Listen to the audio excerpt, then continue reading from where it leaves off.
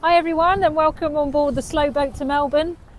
It's cold today, actually really cold. You can see there's no sun and the breeze has died down a bit, but the sea state is still pretty big, and the wind has changed direction, so it's now coming more from the northeast, which is not a great direction for us. So today I need to sort these sails out. I kind of had a decompression day yesterday and did a lot of organising for where I'm going and what I'm going to do when I get there, but this doesn't work, and it really doesn't work when I don't want to go downwind. And so for the next 2 days I need to reach, and then the day after we've got some big northerlies coming. Looks like it's 30 knot northerlies. I'm not sure what's going to happen then. I really hope I don't end up back where I was. But today I need to be creative, think a bit, and try and make a sail plan that gets me to go a little bit faster and go a little bit more upwind. So let's take a little update on where I am. You can see the back half of the fleet approaching here. They are about 500 miles from my position. Here's Roman and Benjamin. That's where I would have been. That's where I dismasted there. So since I dismasted, we've done 139 miles, which isn't too bad. Here's Melbourne up here. So my waypoint outside Melbourne is 646 miles away. Now let's just have a little look at the weather and you'll see the problems that I've got coming down the track. So here's the weather situation. We've got a high pressure here and I am sailing in these kind of northeast winds there. So at the moment we're not making too bad a course. We're pretty much going down the run line to Melbourne, but you can see that over time the wind is rotating to the north and then it's getting quite strong. So we've got 25-30 knots of wind here, and that's the day after tomorrow from the north. And then there's a front that passes, and I've got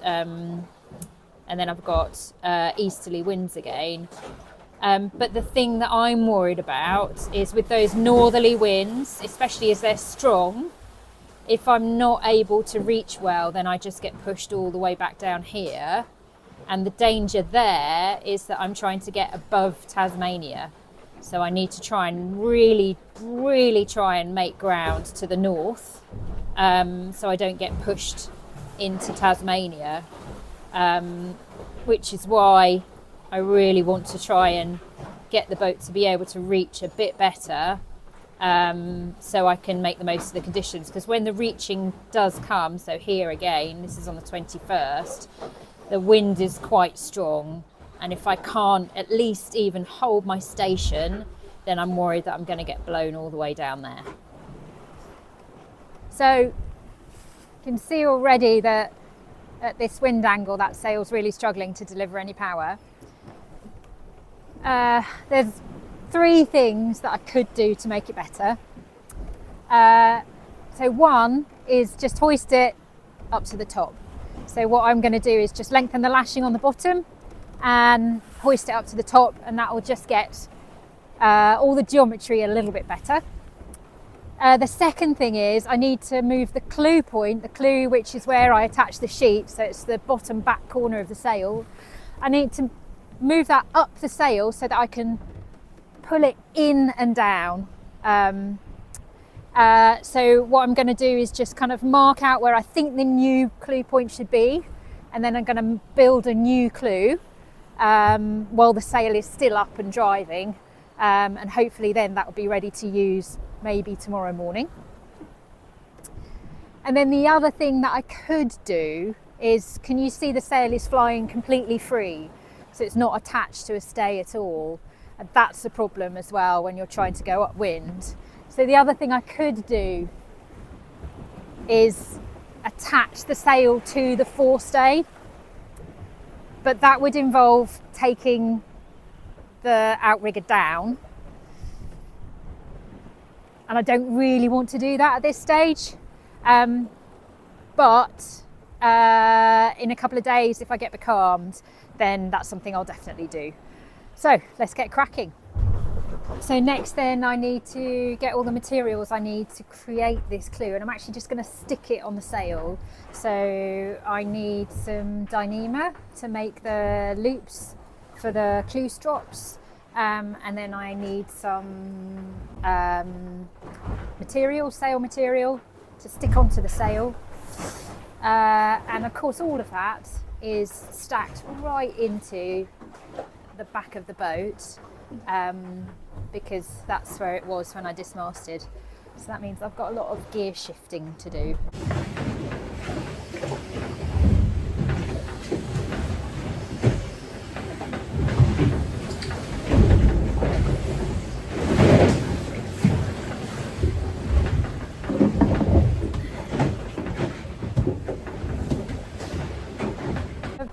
Marked out where I want the new clue to be, and now I'm just going to make up the clue patches, get them all ready to stick on, and then all I have to do is go on deck, try and wipe the sail with some acetone to get all the salty residue off it, stick the patches on, and then wait. So first thing I'm going to do then is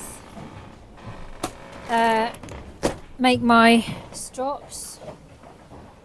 God, the motion's going really bad at the moment. It's not when you're sailing, you kind of get into a rhythm with the motion and you expect it, you know. But because there's no mast, the keel just is really aggressive, the righting moment. So the waves knock the boat around a lot, and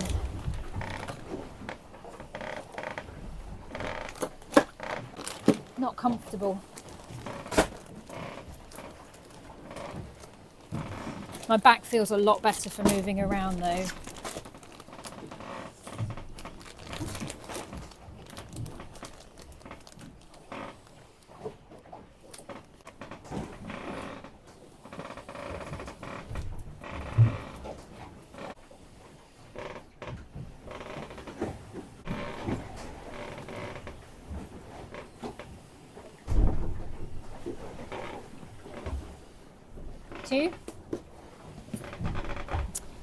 Now I'm going to just separate the ends out because I'm going to glue them on.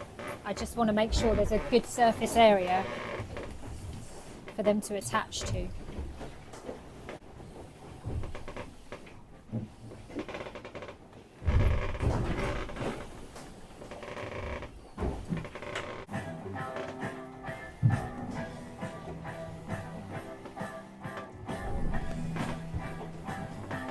Okay, so now each of these strands I'm going to separate out further.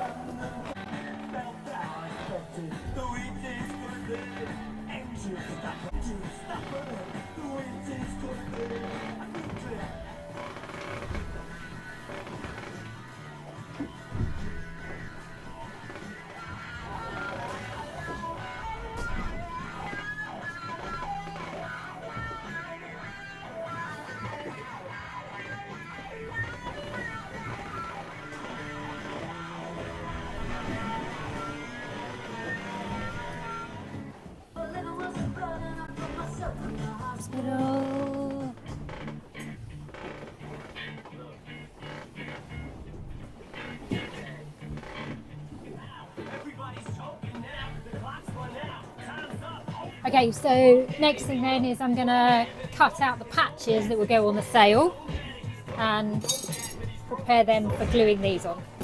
So I'm going to use this material, which is a 3-ply 3DI. because I don't need to use the really badass 5-ply.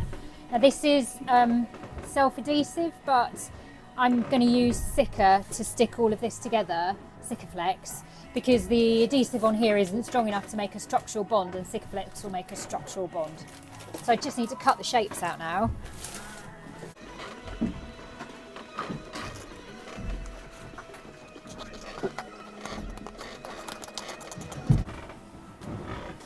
So I want a patch that's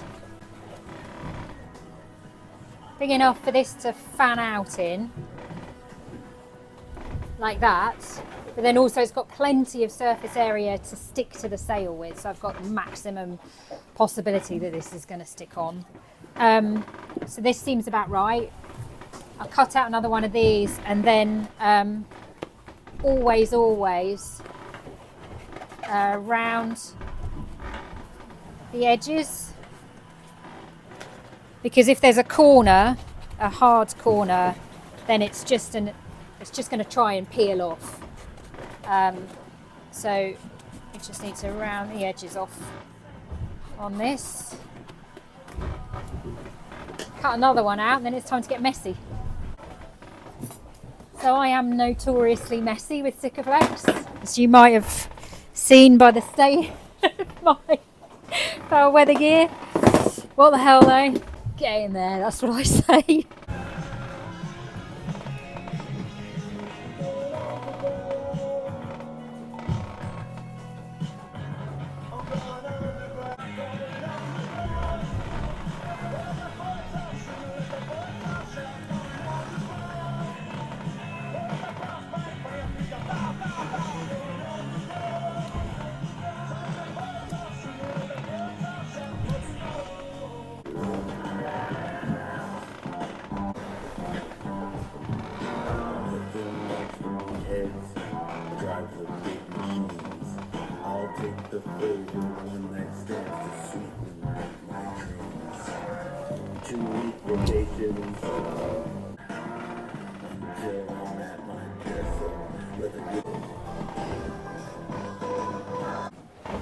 So there we go. That's clue number 1.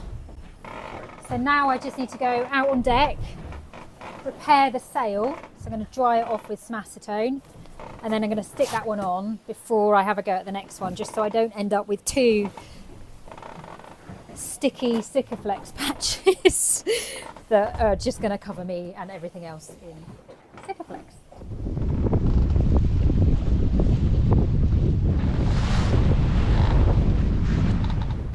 So that's a good job done. You can see my 2 new clues there on the sail. Now it's just a waiting game. I need to wait until they've properly cured before I try and use them, or I'll pull them straight off. Patience isn't always my greatest virtue. So yeah, that's a good job done. Bit of activity. I'm still quite keen to make a sail for the back of the boat, but that's going to take a little bit more thinking. And I didn't get much sleep last night, so I'm a little bit tired. I think I'm going to have a little snooze and another cup of tea. It's really slow going now. Yeah, it's just a really hard angle to make any speed, and that sail area is small, so I'm doing 2 knots probably now. It's a long way at 2 knots. Oh, 1 step at a time, 1 hour at a time, 1 job at a time. Melbourne, we're coming, but don't wait up.